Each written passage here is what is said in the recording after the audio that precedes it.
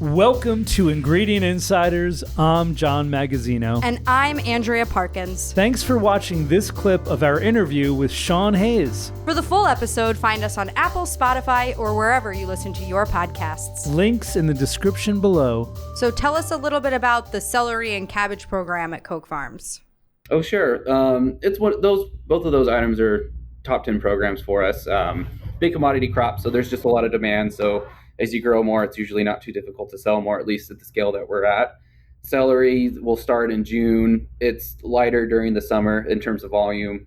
Fall comes on, and it's a huge crop for Thanksgiving. We always do a big Thanksgiving program, using a lot of stuffing, right? Cabbage mostly grows year-round. Biggest production is going to be in the spring and the fall, just because of the proper growing times for them compared to the climate around here. Have you seen a big... I'm so sorry, John. You just stole my question. Go ahead. You go. Let's ask it together. You go. We would both like credit I for was this just going to say, is Cabbage having a moment now? Like, it was announced... Is it just us? Right. Is it just me and John? Cabbage, have Cabbage sales gone through the roof in the last year or two? No. See, you were wrong, Andrea. I knew she was wrong. Wait. No. I mean, we're selling it. Don't get me wrong. The boxes are going out of the warehouse. The product's moving, but I haven't seen this uptick in demand for what you guys mentioned. I guess it's the vegetable of the year for 2020. I feel like, Didn't you see it, Sean? Didn't you see all the Vogue magazine? Yeah, it's like the darling of the vegetable world. And Sean has seen no spike. I'm busy selling produce. I don't look at magazines too often. I'm not too tuned into some of the pop culture stuff. Well, let me tell you, Sean, if you were reading magazines, you know that cabbage is the hottest thing since the baked potato. On. Let's go back to celery really quick. Okay. So it grows above the ground or in the ground? Oh, it grows I don't know the this ground. question. It grows above. Yeah. No. Maybe this is why you don't love celery. You don't know enough about it. I don't. When I think like celery, my word association is like ants on a log. The crudité, you don't like dipping it in some like nice dip and get that crunch and refreshing? I would select another vegetable on my crudité. Really? Yeah. Like what? Like a carrot. Yeah. I love a carrot, don't get me wrong. I don't know. Celery's not my fave. I think sometimes it can be really stringy. It can even be bitter. I don't know. It's just not my fave. Okay, fair enough. Sorry, Sean. Tell us about your celery, though, because I'm sure it would make me a believer. Perhaps. Our celery's not that bitter. Odds are if you had very bitter celery, it probably sat in the field for too long. One thing I've noticed about our celery compared to other grower shipper celery is we don't trim ours back quite as much. So you kind of get this leafier looking stalk of celery. If you go into the grocery store, you'll find celery that's typically more trimmed back. That's usually what the customer wants. I'm glad you mentioned that because I feel like celery in the last couple of years is just this sealed bag, celery hearts. Mm-hmm.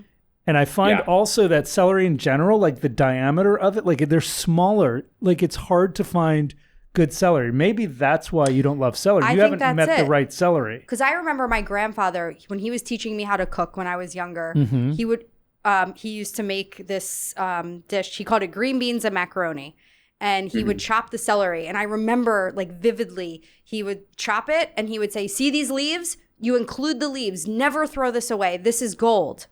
And whenever I'm making soup or whatnot, I always put the celery leaves in it. And I do think that it has changed because of ants on a log. Because people only want that perfect celery stalk, and they're not thinking about the whole vegetable. I think you need to meet the right celery. I think it's very hard to find good celery. Yeah. I'm always looking for I'm doing this with my hands, celery that's got a good diameter, round size. And most of the time now, I feel like you're finding these really small because what I like to do is cut the base off. I'll use the outer stalks, but I love to get that white, light yellow colored heart and put that on a crudité platter or just eat that raw because I think it is so sweet and not bitter, to your point, as Sean said. Yeah. You're eating old celery. You're eating old celery. Are there varieties of celery? Oh, yeah, there's quite a few different varieties. I don't know all of them myself. We grow a Marengo variety. It's pretty good for disease resistance. I think, you were talking about how celery's smaller these days and not as leafy, so on and so forth. Celery takes from seed to the time that you harvest It's almost 5 months. Wow. It's a really long, yeah. And so there's a stage from the seed to the transplant where it's sitting in a greenhouse, so it's relatively safe. And then the growers will take the transplant and put that in the ground. And that's what you see out in the field. So that's going to be more like 3-ish months, 3.5. It's ever increasing volatile weather year after year, right?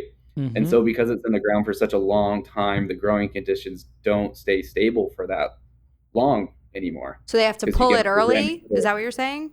Exactly. So it comes out of the ground earlier, or it just gets stunted when it's growing because this goes for anything growing in the ground. They need stable conditions.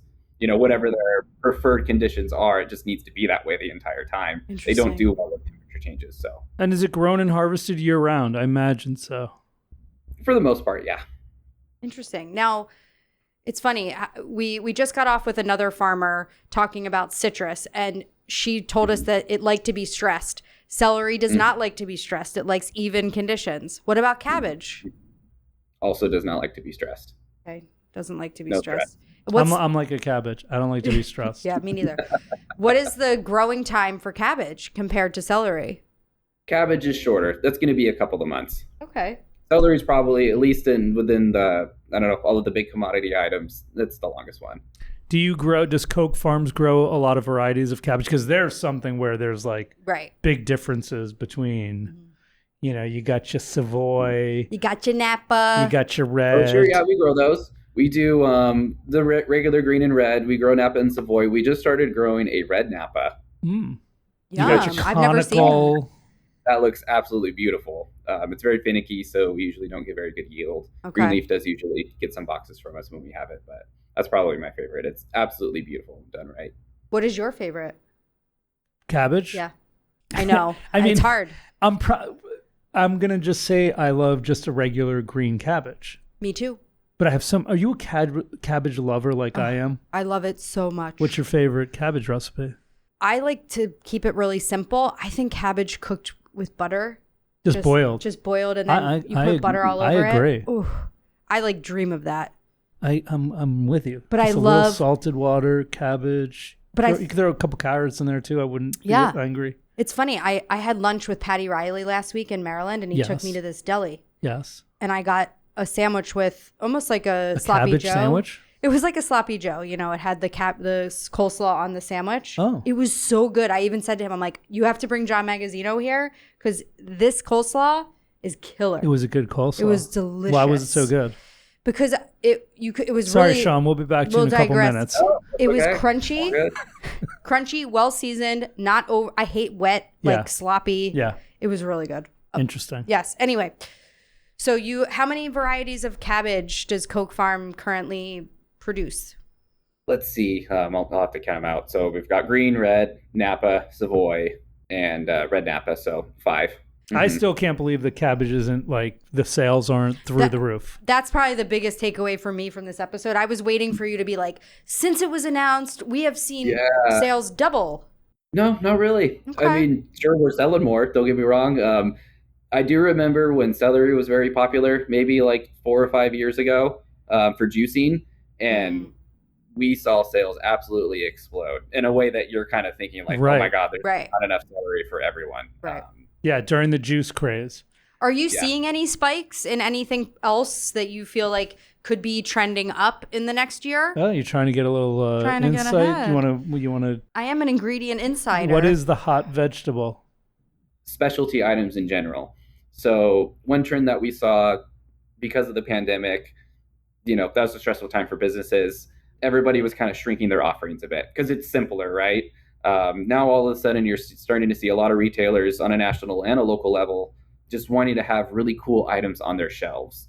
They're maybe not buying a lot of these items, but they just want to have that variety. There was a time where we thought maybe the wet rack, so to speak, was going away, that's just your bunch broccoli, not celery hearts, but an actual stock of celery, and it was all going towards the value added section, the back salads, the back celery hearts, those kinds of things. You're starting to see that expand again, which is really nice.